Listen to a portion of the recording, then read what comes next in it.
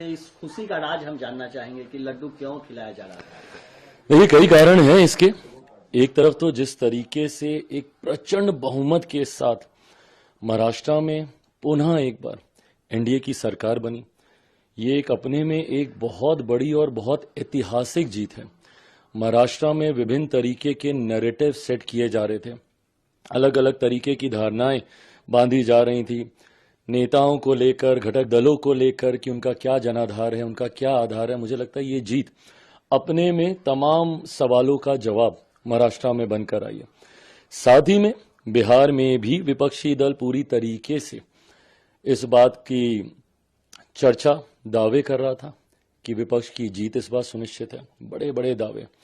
मैं मानता हूं बिहार में ये उपचुनाव, कई लोग इसको सेमीफाइनल के तौर पर देख रहे हैं, पर मैं मानता हूं कि आने वाले 2025 विधानसभा चुनाव की नींव यहां से तैयार कर दी गई है। इस चुनाव में, उपचुनाव में कई ऐसे गढ़ हैं जिनको ध्वस्त किया गया। विपक्ष जहां पे अपना एक छत्र राज मानता था, कई ऐसे विधानसभाएं हैं जहां पे 3-3, साढ़े 3 दशक से एक ही दल का वर्चस्व रहा है। बेलागंज जैसी सीट, वहां पर हम लोगों की जीत एक बहुत बड़ी ऐतिहासिक जीत है। तरारी में हम लोगों की जीत बहुत बड़ी जीत है।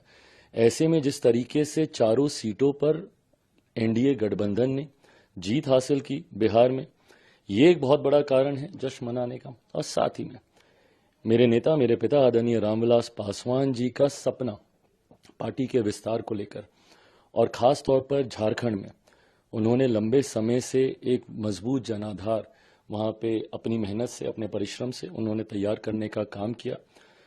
उनका सपना था, वो चाहते थे कि झारखंड विधानसभा में भी लोक जनशक्ति पार्टी का प्रतिनिधित्व हो।